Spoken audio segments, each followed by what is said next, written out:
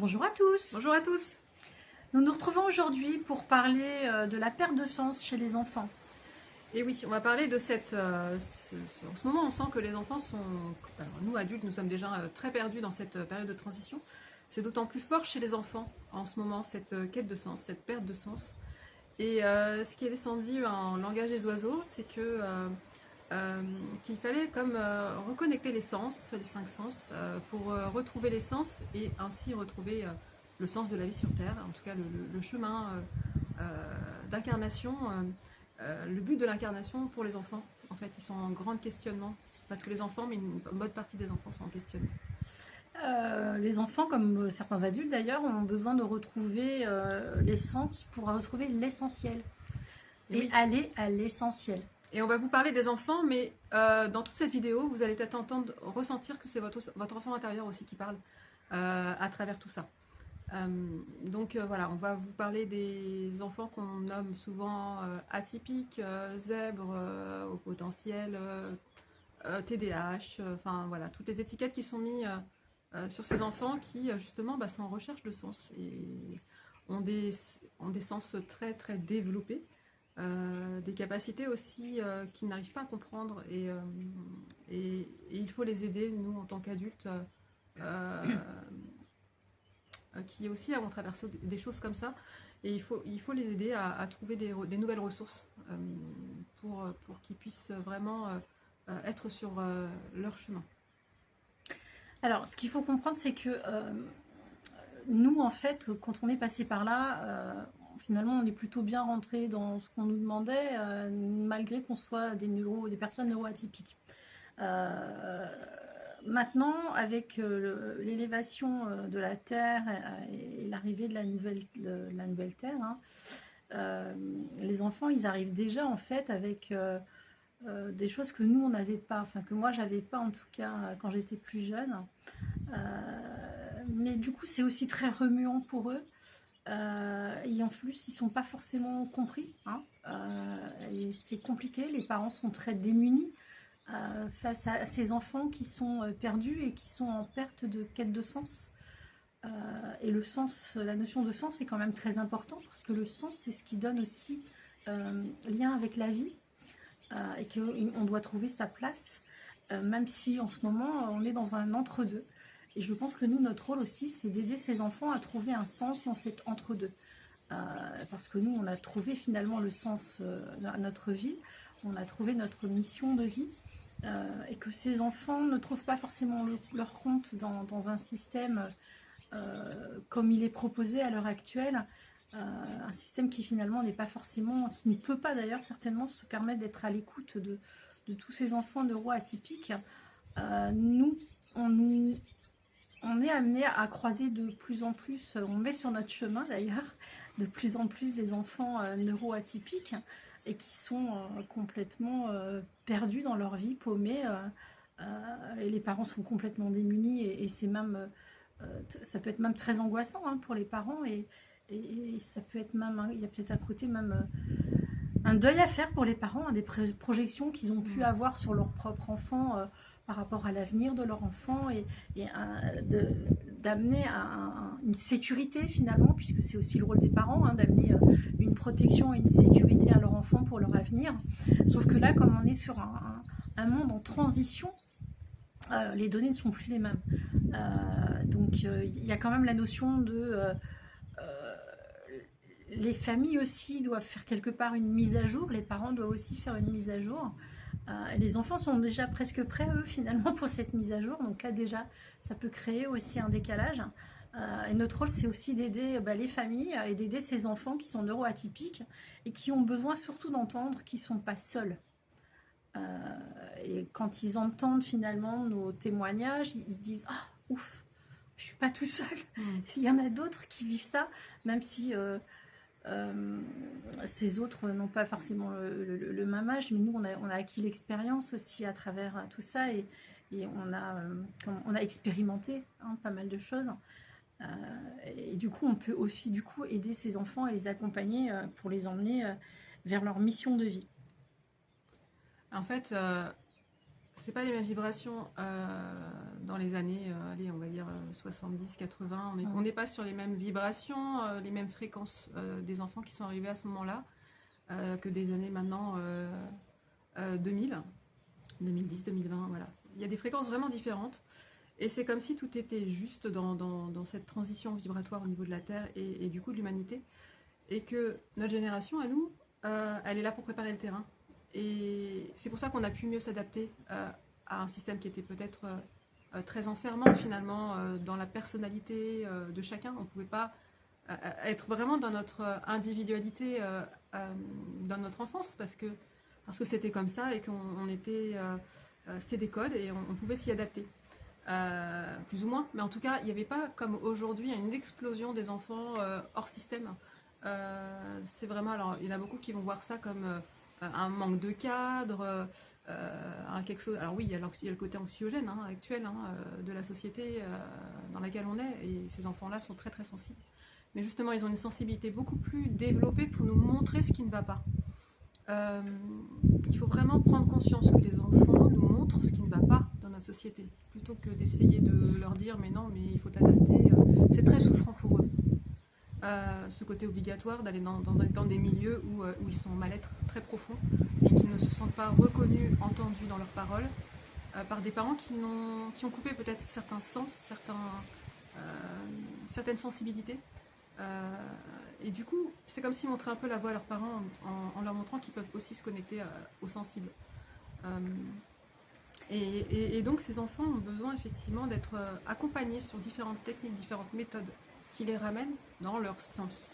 En tout cas, pouvoir aussi... Alors, des fois, il y a tellement de sensoriels qui ne savent pas quoi en faire.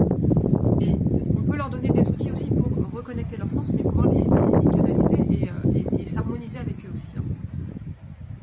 En fait, tout ce qu'on peut leur proposer dans le système, eux, ils ont compris en fait que ce système, il était au bout de quelque chose, que c'était la fin de certaines choses. Et eux, ils ne rentrent pas forcément dans les petites cases de ce qui est proposé, d'où leur mal-être, d'où leur questionnement sur mais qu'est-ce que je fais là sur Terre, je comprends pas, quel est le problème finalement, est-ce que c'est moi le problème? Voilà, nous, notre rôle, c'est de leur faire comprendre que c'est pas le problème, qu'effectivement, en ce moment, on est dans quelque chose de très dissonant entre l'ancien monde et ce nouveau monde, et qu'eux, ils ont déjà des codes intégrés du nouveau monde, en fait. Effectivement, il y a cette reconnexion au sens de leur vie, et comme tu le dis très bien, ils sont envahis par du multisensoriel. Il y a des en fait, nous, par notre expérience, on sait très bien qu'il y a un multi-ressenti au niveau des sens, qu'on est dans une surstimulation et que cette surstimulation, ce manque de temps finalement aussi pour se ressourcer, pour éviter d'être tout le temps à la surstimulation, n'est pas proposé forcément à ces jeunes neuroatypiques. Et que ces jeunes neuroatypiques, ils ont besoin de ces temps-là. Donc effectivement, c'est un système qui finalement n'est vraiment pas adapté à eux et à leurs besoins. Nous, ce qu'on aimerait proposer, c'est justement de les aider à se reconnecter à eux, à leur sens, à un projet de vie finalement, mais à travers cette reconnexion à ce droit finalement à pouvoir exprimer les choses dans un grand respect par rapport à leur sens, à leur sensoriel, à leur quête de sens, leur quête du sens de la vie aussi, et sur des missions qui peuvent dans l'avenir avoir. Oui, et c'est vrai que ces enfants, ils vont ressentir la moindre disharmonie dans leur entourage, dans leur environnement. Tous les petits nœuds qui, en fait, ils mettent en lumière tout ce qui est noué, l'inconscient. Donc ça peut vraiment aussi perturber beaucoup les familles, parce qu'il y a souvent dans les familles beaucoup de non-dits, beaucoup de blessures qui sont pas guéries, qui sont pas exprimées, et les enfants vont ressentir tout ça, et ça va vraiment être explosif pour eux parfois. Et ils veulent, vraiment avec, moi je les vois au cabinet, ces enfants-là que je reçois, ils ont vraiment cette énergie de cœur de vouloir se comprendre, et puis souvent ils me disent mais c'est maman qui devrait faire ou papa qui devrait faire une séance aussi. Enfin, ils veulent vraiment aider leurs parents, mais des fois les parents sont pas prêts. Donc les parents amènent leurs enfants, souvent qui sont en phobie scolaire. J'ai beaucoup d'enfants en phobie scolaire au cabinet, qui sont vraiment aussi en perte de compréhension de pourquoi ils n'arrivent pas à faire comme les autres et pourquoi moi j'arrive pas à trouver ma voie et pourquoi j'arrive plus à y aller, pourquoi je me fais harceler, pourquoi, voilà. C'est des enfants sensibles et c'est souvent les cibles des harceleurs aussi. Hein. Et du coup, ça les blesse énormément au plus profond d'eux-mêmes. Et c'est très difficile pour eux après de retourner dans un système qui est dangereux. Parce que finalement, le cerveau se met en survie et ne veut plus aller se confronter à ça. C'est un système qui ne protège pas déjà. Exactement. Et qui ne les met pas en sécurité. Mais déjà, en ne répondant pas à leurs besoins essentiels, hein, vraiment eux, ce qui leur tient à cœur, justement ce côté sens. C'est des gamins aussi ou des jeunes qui peuvent dire ils sont déçus finalement du système aussi, parce que c'est des gamins qui finalement ont des rêves qui leur tient vraiment à cœur. Et ces rêves, ils ne peuvent pas les réaliser parce que le système actuel leur empêche de réaliser ces rêves-là. Et malheureusement, c'est comme si on cassait ce côté enfant rapidement. Bah oui, mais non, ça va pas être possible. Pourquoi pas en fait? Peut-être aux adultes aussi de voir une autre manière d'envisager les choses. Alors c'est des enfants qui ont aussi une grande rébellion en eux. Parce qu'ils ne sont pas là pour s'adapter. Ils sont là pour... bousculer énormément les choses. Ils ont cette capacité à le faire. Alors ça peut être des grosses colères, hein, c'est sûr, hein, ça déroute, hein, ou des enfants qui disent un non-faire mais qui n'y retourneront pas. Ils ont aussi une puissance intérieure qu'ils doivent apprendre à canaliser aussi, mais qui va leur permettre aussi de faire différemment les choses. C'est des enfants, si on leur dit tu vas faire ce métier-là toute ta vie, ce sera 8h, 19h tous les jours et tu vas avoir ta maison, ta famille, et ce sera comme ça tous les jours. En fait, ils s'ennuient très vite. C'est des enfants qui ont besoin d'avoir un espace d'échappatoire, de liberté, de créativité. Et ils ne se voient pas enfermés dans les mêmes choses tout le temps, toute leur vie. Donc, alors ça peut paraître être de l'instabilité pour certains parents et certaines visions de la société, où effectivement, on nous a toujours appris qu'il fallait conserver son métier par sécurité. Et puis en plus, le système encourage. C'est-à-dire que plus on reste dans un système, une boîte ou autre, on gagne plus en salaire. Donc ça évite les gens aussi de s'expanser vers autre chose. Et ces enfants, ils n'arrivent pas à se projeter sur ce que le monde des adultes leur propose. Et c'est pour ça aussi souvent qu'on a des adolescents qui n'arrivent pas à trouver leur voie, parce que ils sont déjà, on ne laisse pas le temps dans notre société, on ne laisse pas le temps à ces jeunes. Et ça, j'insiste là-dessus. Ouais. On leur met une pression folle. Déjà, ils sont au niveau de la maturité hormonale, on ne leur laisse pas le temps de se chercher, de se comprendre. Ils ne peuvent pas choisir une orientation qui est un enjeu énorme pour eux, en fait, finalement, c'est toute leur vie, puisqu'on leur dit c'est ton métier, plus tard tu seras que ça. Enfin, c'est une étiquette quand même. Hein. Et on ne leur laisse pas le temps d'aller se définir dans leurs envies, leurs besoins. Peut-être des fois de couper avec l'école et puis de faire autre chose et d'y revenir s'ils ont besoin. Voilà, tout est cadré comme une route, comme ça, là. Et en fait, moi, l'image qu'on m'a envoyée, c'est vraiment cet enfant sur le chemin, un chemin tout tracé, comme ça, voilà. Et puis l'enfant en face, il voit pas un chemin tout tracé, il voit plein de directions. Et ça m'angoisse parce que le chemin tout tracé, effectivement, ça paraît simple, mais en fait, eux, ils peuvent pas. Alors leur cerveau, il va dans plein de choses et ils ont besoin de se nourrir de plein de choses. Et on peut pas. Ils ont besoin d'expanser. Ils ont besoin d'expérimenter. Et ça va être vraiment des enfants qui vont expanser par l'expérimentation. Et donc les restreindre à quelque chose, tout le temps, déjà, ça les bloque. Parce qu'il y a un besoin de multi-exploration et multi-expérimentation en fait. Les personnes neuroatypiques s'ennuient très vite dans ce qu'elles font et elles ont besoin, c'est pas une question, j'ai le mot surenchère qui descend, mais non, c'est vraiment une question d'aller apprendre, mais d'aller apprendre à différents niveaux, peut-être de revenir sur ce qu'ils avaient déjà fait avant, mais d'aller réexpérimenter aussi. Enfin, c'est comme un peu des allers-retours. C'est aussi élargir ses connaissances et aller explorer des domaines inconnus aussi. Hein. Et je pense que ça, c'est des choses, c'est des potentiels qu'il faudrait pouvoir leur accorder. Et il faut aussi les aider à leur donner des outils, pour qu'ils ne se perdent pas dans tout ça. Parce que c'est bien d'expérimenter plein de choses, seulement des fois ils ne font pas l'entonnoir. Et il y a beaucoup de dispersion psychique au niveau de la concentration, ils ont du mal à rester concentrés, et du coup ils matérialisent rien. Enfin, du moins c'est difficile pour eux. Donc c'est comme s'il fallait qu'ils passent de cet état d'esprit mental, où ça va un peu dans tous les sens, à ce que ça revienne bien dans le corps, en fait, d'où l'importance de tout ce qui va être accompagnement au niveau corporel et énergétique avec ces enfants-là. lorsqu'ils doivent repasser par le corps et s'incarner vraiment, s'ancrer vraiment sur la terre. Parce que souvent ils veulent pas, en fait, souvent ils veulent pas s'ancrer. Hein. C'est comme s'ils étaient nés, mais une partie d'eux n'est pas encore bien incarnée sur la terre. Justement, je rebondis parce que ils se demandent ce qu'ils font là. Ouais. Et c'est là où on doit les aider à retrouver justement cette quête de sens. Trouver du sens à la vie ici. Parce que si on est tous sur Terre, tous ceux qui s'incarnent, c'est parce qu'ils ont une mission et quelque chose à y faire. Pour revenir aux adultes, finalement les jeunes montrent, ou les enfants montrent le chemin aux adultes aussi. Il y a beaucoup d'adultes qui sont en bout de parcours dans leur carrière professionnelle. D'ailleurs, il y a beaucoup de personnes qui font des bilans de compétences et qui se cherchent. D'ailleurs, on peut vous proposer les services d'une personne par rapport à ça.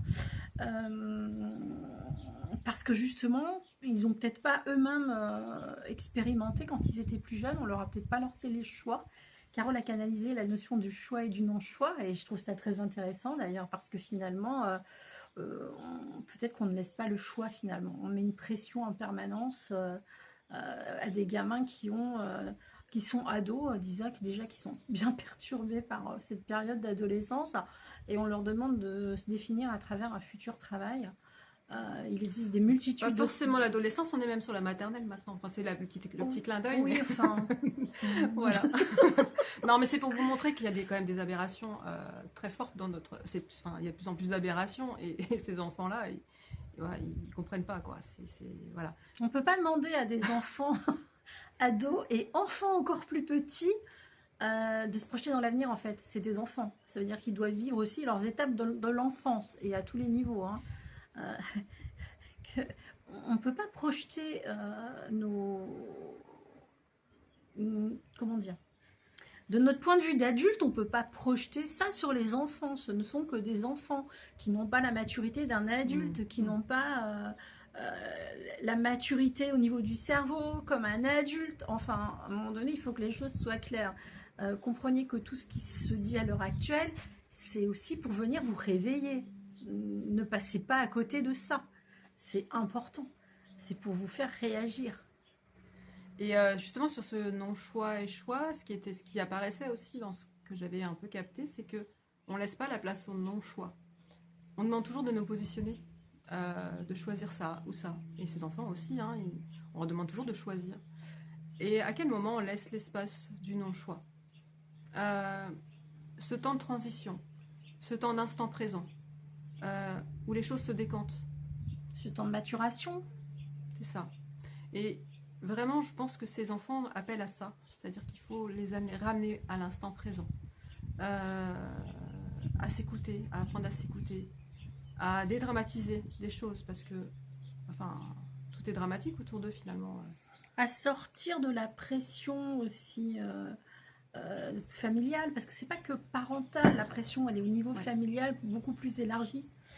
Donc c'est au niveau sociétal, c'est au niveau des grands-parents. Puis comparer les familles des autres aussi. Oui, c'est ça, c'est toutes les comparaisons voilà, aussi. Parce que dans les il n'y a rien de comparable en fait. On est tous des êtres individuels, individualisés avec des parcours différents. Et c'est ce qui fait aussi toute la richesse, c'est cette différence. Et il faut s'enrichir des différences finalement. C'est ce qu'il faut faire comprendre. C'est ce que ces jeunes doivent aussi comprendre. Et que, en fait, ce que je voudrais vraiment que ces jeunes comprennent, c'est qu'ils ne sont pas seuls, ils ne sont pas bizarres, comme on voudrait leur faire croire, parce que finalement, je pense que c'est ce qui est projeté sur eux aussi. C'est des enfants bizarres, des enfants, on est tous différents, on a des cheveux des couleurs différentes, on a des yeux de couleurs différentes, on a des sensations différentes, on a des parcours de vie différents, et tant mieux en fait. Et ces enfants, il faut leur redonner quelque part leur place. Et connecter la mission de vie de l'enfant assez rapidement dans son enfance finalement, c'est aussi pouvoir lui donner des choses qu'il peut explorer. C'est comme si à travers le fait de savoir que c'est sans lui mettre une étiquette et tu feras ça, la mission de vie c'est large en fait. On peut être par exemple dans une mission où on sait qu'on sent. Là, on a rencontré par synchronicité une jeune fille, une jeune maman, mais qui nous parlait justement de c'est pas sa mission, elle cherche sa mission, mais ça peut être large en fait. elle sait que c'est aider les autres depuis toute petite. Donc souvent ces enfants savent qu'ils vont aider les autres ou les animaux, mais ils ne savent pas comment. Ok, mais ça peut être large, aider les autres. Aider les autres, ça peut être dans le soin, mais pas que. Aider les autres, ça peut être dans le côté social. Hein. Aider les autres, ça peut être aussi à travers du créatif. C'est très large en fait, mais voilà, il y en a, ils vont être plus constructeurs, bâtisseurs, ils vont avoir besoin de créer, mais plus dans la structure. Et déjà observer les enfants dans les appétences qu'ils ont, vers quoi ils vont, vers quoi ils se dirigent. Est-ce qu'ils sont plus à aller faire du sens dans des constructions, des mathématiques, ou est-ce qu'ils vont aller plus sur du littéraire, un peu du créatif, mais imaginaire, vous voyez. Ça déjà, ça nous donne des pistes sur les missions des enfants. Et les amener, leur apporter plein de choses qu'ils peuvent expérimenter au niveau de leur mission, ça leur permet aussi après de pouvoir aiguiller leurs capacités. Et se faire confiance, parce qu'ils perdent beaucoup confiance au niveau de l'école, parce que l'école apprend d'une certaine façon, mais ne s'adapte pas à la particularité d'apprentissage de certains enfants. Et je le vois beaucoup en kinésio, on a beaucoup d'enfants qui ont besoin de revenir dans le corps pour pouvoir restructurer les choses, mais qui, malgré tout ça, ont quand même du mal à rester dans le système assis 8 heures sur une chaise, quoi. Quand on voit que l'enfant apprend par le corps, par le jeu, et le mouvement. Par le mouvement. Voilà. Ouais. Et que là, on ne mobilise que le cerveau sans bouger pendant plusieurs heures. C'est vraiment une torture pour certains enfants. Le mot paraît fort, mais ça l'est vraiment. Et du coup, tous leurs sens sont complètement atrophiés. En tout cas, il y a quelque chose au niveau des sens. Et quand ils rentrent chez vous le soir, voilà, pour ces enfants-là, ils sont souvent très explosifs. Donc voilà, ou dans les courses, ça peut être compliqué aussi. On éteint des choses, en fait, chez ces enfants-là. Et ces choses-là, elles ont besoin d'être reconnectées. Et c'est important. Alors moi, je vais approfondir par rapport à ces gamins-là. C'est souvent des enfants qui ont des capacités extrasensorielles, des capacités parapsychiques aussi. Que les familles sont aussi très démunies par rapport à ça. Et nous, on propose un accompagnement pour ces enfants-là aussi. Ce qui veut dire que beaucoup de parents ont des enfants, par exemple, qui voient des défunts. Et les parents ont pu eux-mêmes avoir ça, mais ils ont mis un mouchoir dessus, ils l'ont mis de côté. Et parfois, les enfants, ils ont aussi ça. Et nous, l'accompagnement, on le fait au niveau des parents et des enfants. Ça peut être parce que des enfants ont les mains qui brûlent, parce qu'ils ont du magnétisme dans les mains aussi, ou d'autres capacités, parce qu'il y a multiforme de capacités en fait. Même l'empathie, gérer l'empathie, parce que souvent c'est des enfants au niveau relationnel, ils ont énormément de difficultés. Ils ressentent tout ce que l'autre ressent, mais seulement au lieu de pouvoir se protéger et de pouvoir garder cette empathie tout en étant bien centré et se protéger, ils sont souvent complètement influencés, n'arrivent pas à mettre leurs limites. Donc tout ça, c'est important aussi de les aider à pouvoir se recentrer à l'intérieur d'eux-mêmes, justement pour qu'ils puissent se reconnecter à ces capacités, mais entre guillemets en sécurité aussi. Voilà. C'est souvent des jeunes qui ont une très grande créativité en eux et qui ont beaucoup à transmettre à ce niveau-là. Donc ça peut être des endroits où ils vont exceller aussi. Ils excelleront dans d'autres domaines. C'est aussi des enfants qui vous parlent beaucoup de leur connexion avec la Terre, par exemple. Sur le côté sauver la planète, protéger la planète, protéger la biodiversité, voilà, des choses de cet ordre-là.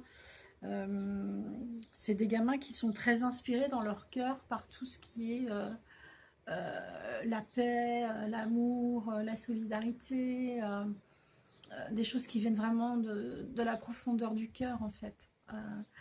Et ils ont besoin de se reconnecter aussi à tout ça et qu'on leur accorde cette possibilité de le faire. Les parents, nous, ce qu'on peut en voir en fait, c'est qu'ils sont très démunis et finalement on peut peut-être considérer qu'on est le test de la dernière chance. On est un peu au bout du chemin finalement et les parents n'ont plus aucun recours et ils viennent vers nous aussi finalement et ça a quelque chose aussi d'apaisant pour les parents de se dire waouh, enfin je vais pouvoir me poser, enfin, il y a des choses qui peuvent se libérer à travers la kinésiologie.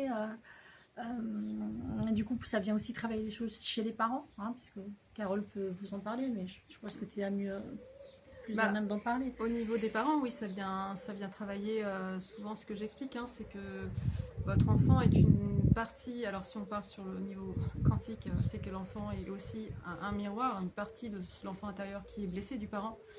Et souvent, ce qui agace le parent ou ce qui désole le parent, et là où il ne trouve pas de solution, c'est souvent son enfant intérieur à lui qui n'est pas entendu et qui n'a pas été écouté. C'est comme si l'enfant venait mettre en miroir quelque chose.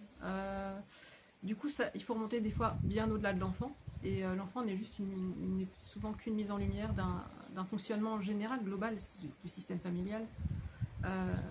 Et donc, ces enfants sont assez fins, assez pour aller toucher là où il faut aller toucher chez le parent en fait. Donc accompagner. Et souvent quand je fais une séance pour un enfant, les parents des fois ils assistent. Pour les enfants, les parents assistent et les ados où je laisse le choix. Et là ils se disent mais c'est moi que je vois en fait dans toute sa problématique. Et des fois je vois des parents pleurer en séance parce que c'est ce qu'ils ont vécu enfant. C'est ce qu'ils ont vécu enfant et ils sont en train de faire des compréhensions sur eux. Et c'est beau tout ça parce que c'est comme si l'enfant faisait un cadeau à son parent finalement. Et voilà, et donc il y a vraiment ça à prendre en considération. Donc les parents, dans leur peur, vont reproduire des schémas qu'ils ont intégrés, mais ils ont reproduit des schémas qu'on leur a transmis, mais qui finalement dans leur corps n'est pas ok.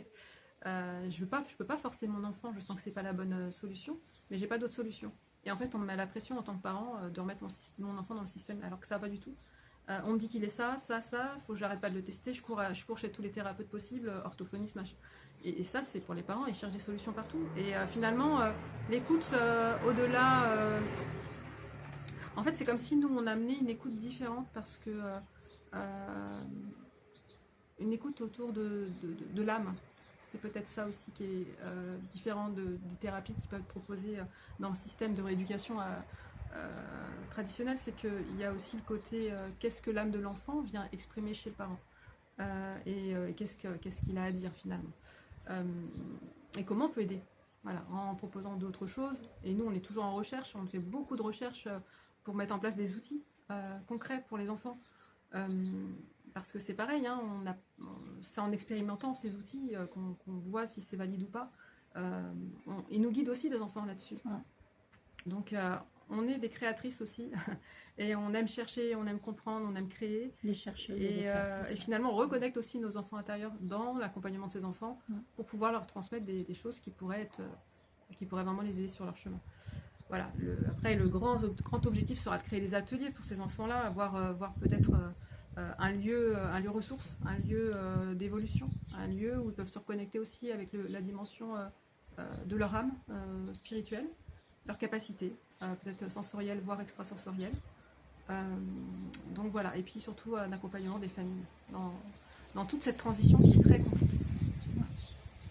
Je pense qu'en fait ces jeunes ont finalement au fond compris qu'ils faisaient partie d'un éveil aussi qu'ils doivent amener dans leur famille et qu'ils doivent éveiller le monde aussi avec des nouvelles approches qui correspondent plus aux besoins de l'âme et du cœur, qui sont beaucoup plus près quelque chose de plus profond, peut-être plus empathique aussi. Plus intuitif même. C'est ça. Des fois, il n'y a pas besoin de mots. Avec ces enfants, il suffit de les regarder, de se connecter cœur à cœur, et il y a déjà énormément de choses qui se passent. Et peut-être que finalement, eux, ils voient au-delà des mots, au-delà des apparences. C'est ça. Et c'est pour ça que ces enfants-là, on voit bien, même quand on est toutes les deux, là, on a fait l'expérience hier, rien qu'hier, voilà, ils viennent nous chercher dans l'âme, en fait, ces enfants. Des enfants qu'on ne connaît pas, on va se promener, et on se pose et ils viennent nous chercher dans le regard et dans l'âme. Et je pense qu'il y a des choses qui se passent au-delà. Et c'est ça qu'il faut reconnecter et les rassurer aussi à ce niveau-là, ne serait-ce que dans le regard qu'on pose sur eux. C'est vrai qu'il y a une espèce d'attraction en fait, que ce soit des personnes âgées ou des tout petits, des tout bébés. Ou des animaux aussi. Et des animaux qui viennent effectivement communiquer avec nous finalement par l'âme. Mm. Et, je pense que ces enfants neuroatypiques, c'est ce qu'ils ont compris en fait aussi, c'est qu'il y a une connexion avec leur âme, hein, et quelque part, ils ont envie d'être écoutés à ce niveau-là. Même si c'est pas clair pour eux, ça passe au niveau Ils mettent pas ressenti. forcément des mots encore Voilà. dessus, mais Ils se sentent voilà, différents, ils ont besoin d'avoir des... Ils recherchent beaucoup des gens comme eux, en fait. Et c'est ça, ils peuvent le verbaliser, ils se sentent vraiment seuls. Et c'est pour ça qu'on fait cette vidéo aussi, c'est pour, voilà, pour vraiment dire il faut peut-être à un moment rassembler ces enfants aussi, qu'ils puissent se reconnaître et ne pas se sentir seuls et isolés. dans ce chemin-là. C'est vrai qu'à chaque fois, il y a ce côté ouf, je suis pas tout seul. C'est ça. Il y a d'autres personnes qui pensent comme moi, qui vivent les choses comme moi, qui l'ont expérimenté, et du coup, il y a quelque chose de rassurant finalement, de se dire ah bah je suis pas complètement atypique, mais tout seul dans mon coin. Non, je pense qu'il faut créer justement au contraire peut-être un accompagnement, un croisé, réseau, quelque part de réseau. rassurer et de sécuriser aussi finalement quelque part. Par contre, je pense que c'est quand même important d'avoir de poser un diagnostic, parce que le fait de savoir, ça permet de comprendre pourquoi on interagit comme ça, pourquoi on se comporte comme ça, pourquoi dans la société c'est comme ça, et pourquoi moi j'ai envie de voir les choses autrement. Voilà, enfin, tous les diagnostics sont importants. Et après, en termes d'accompagnement, nous, n'hésitez pas à venir vers nous, on peut faire l'accompagnement et au niveau des parents et pour les enfants et ados. Exactement.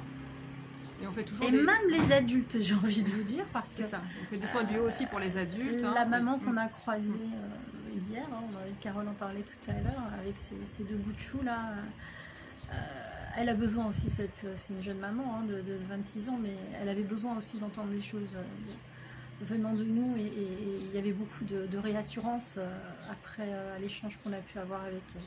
On fait des soins, mais on fait aussi du coaching, hein, finalement. Oui, quand on vous transmet aussi des outils pour vous aider à gérer ces enfants qui nous déroutent. C'était la première chose que j'avais eu comme titre de vidéo. Ces enfants qui nous déroutent, parce qu'on doit changer de route, justement. Donc voilà, comment vous rassurer en tant que parent et vous remettre dans cette notion de guide bienveillant avec votre enfant et vous faire totalement confiance dans ce que vous ressentez, même si c'est à l'opposé des attentes et des jugements de votre famille, de la société, des profs. Voilà. Faites confiance à votre cœur de maman et de papa.